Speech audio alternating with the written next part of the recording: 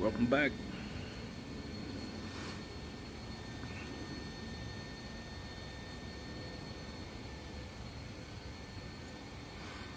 A little house clearing.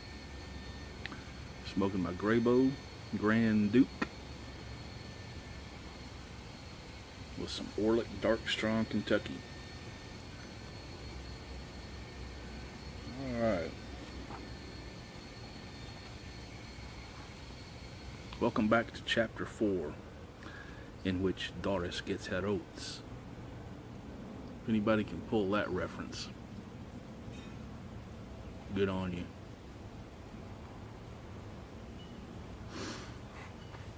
Didn't have very many questions this time.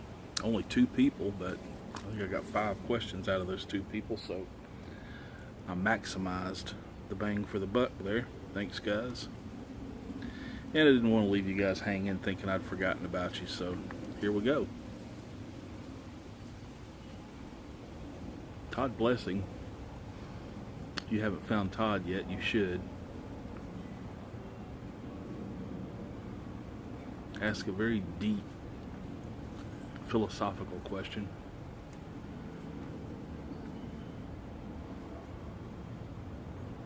Why did the socks with the stripes that go up to your knee vanish?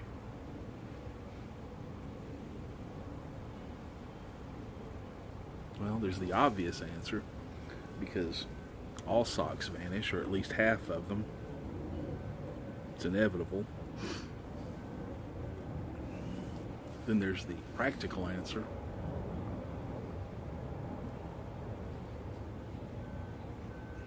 Because the 80s started.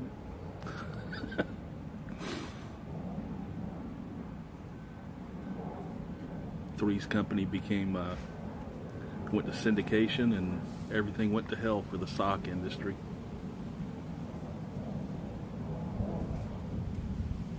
Then there's the conspiracy theorist angle. In the late 70s, Grease, the film, was mind-blowingly popular. Throwback to the 50s. Oh, this wonderful throwback era. Everybody found it fascinating. And the sock makers saw gold. I can't remember what a pair of socks cost in 1978. Probably not very much.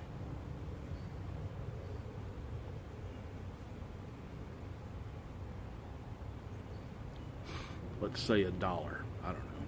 Probably not that much even.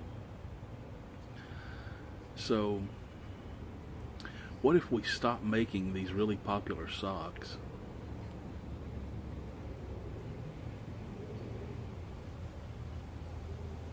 Start making a different design, which people will have no choice but to buy because they will be all that's available. And we'll jack the price up as the years go by.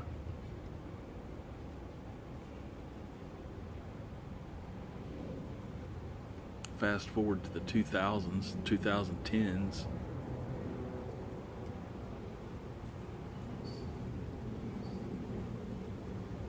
Everything that was old is new again. Socks now cost $8 a pair.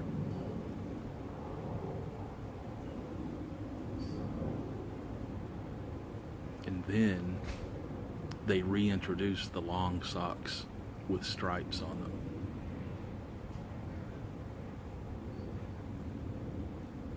Retro socks. Let's sell them for $15 a pair. And people go nuts over them. And they're out there.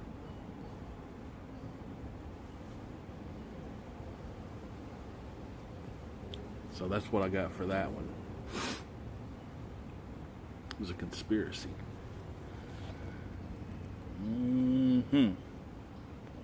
We'll come back to Todd in a minute.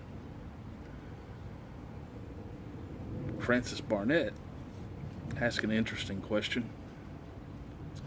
What utterly stupid method of exiting this life would you choose to ensure you are in the running for the Darwin Awards?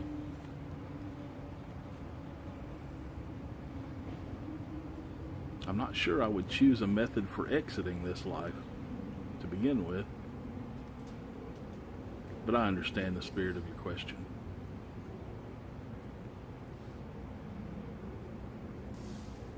It's taking Herculean efforts to get on the Darwin Awards list anymore. It's no longer the professional idiots that are doing it. It's everyday idiots doing routine things.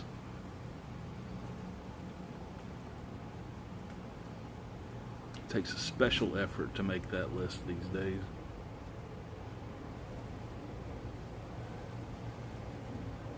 I was reminded when you asked this question of the scene in Monty Python's The Meaning of Life, where the fellow got to choose his own method of execution.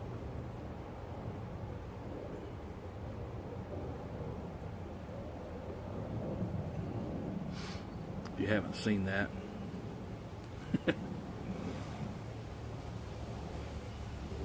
he chose to be chased off a cliff by topless women wearing bicycle helmets.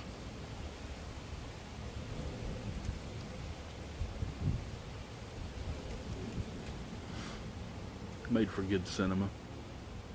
Me, I think realistically, if I were to do something that would end me up on the Darwin Awards list, it would probably involve home security and Claymore mines.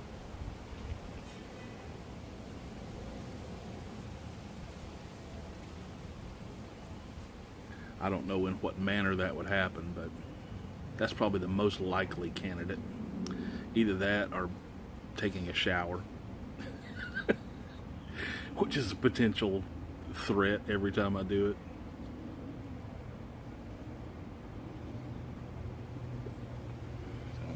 Anyway, Francis also asked, have you ever thought of a witty retort after the fact?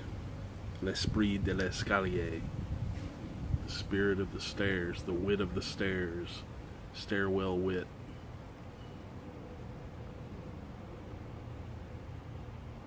Somebody says something and you want that perfect response and you think of it as soon as they leave the room. I'm sure that's happened to me. I can't think of a specific instance where it has. I'm usually in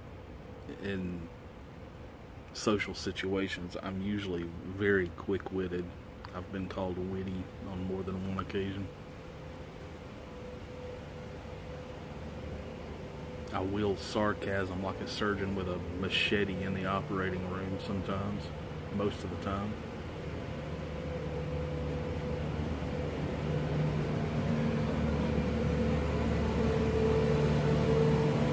It's time for the loud things.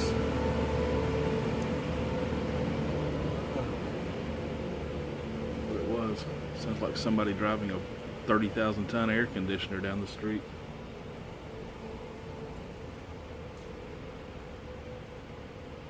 Now, I usually have a pretty snappy comeback.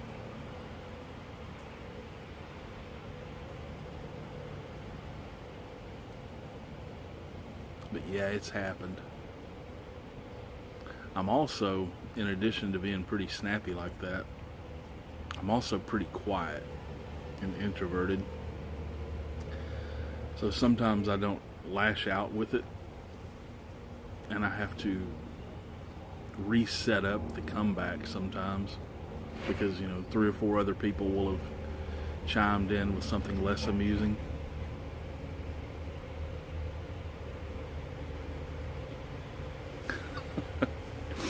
Anyway, that's not a problem I typically suffer from.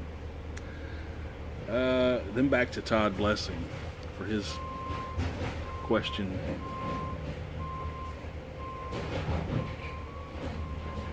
This is a minefield. He asked my opinion on all of the flat earthers. It's going, you know, this big resurgence or insurgence or whatever you want to call it of flat earth theory and all the people that are making the case for that.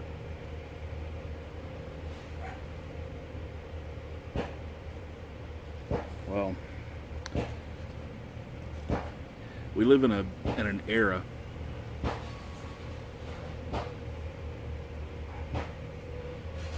where an internet meme can garner more likes or reshares or whatever in 5 minutes than a scientific research paper can garner citations over a 10-year period.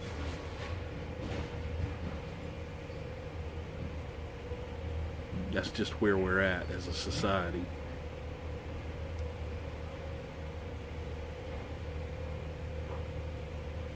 I think a lot of the people that are on that bandwagon are on it because it's a bandwagon, because they can get noticed, they can get attention. I really doubt that there's very many people out there that for their entire life have sat around thinking, the earth must be flat, the earth must be flat.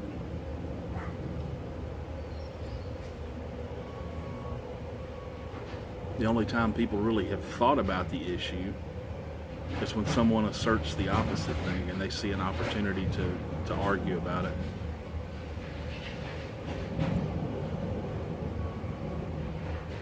It would seem to me that science has pretty much settled this about 400 years ago.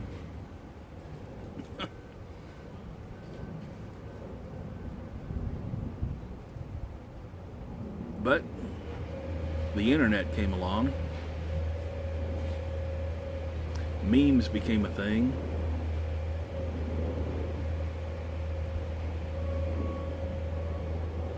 And a lot of people get their information or their disinformation from the internet without checking it out themselves, etc.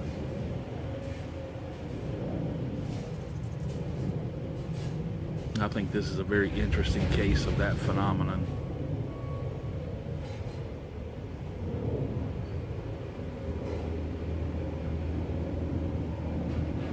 And I've read a little bit about it because it was just too much to ignore, I guess.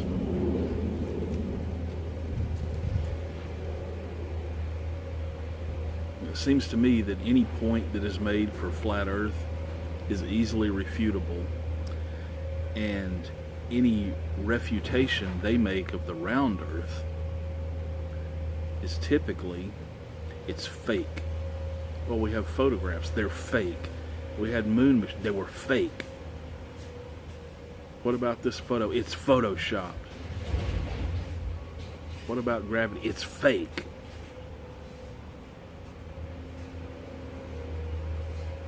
So the main argument seems to be, no, I'm not.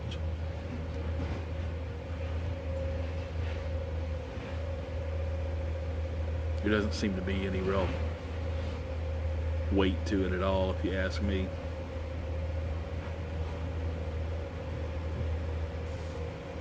I think it's just a big joke, but who knows? Maybe one of these days when I get my rocket built,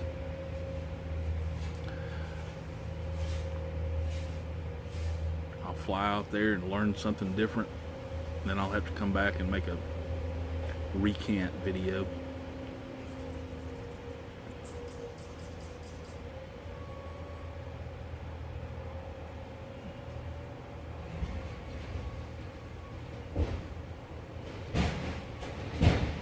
Until then, I'll see you on the dark side of the moon. Thanks for watching, guys. Submit me more questions.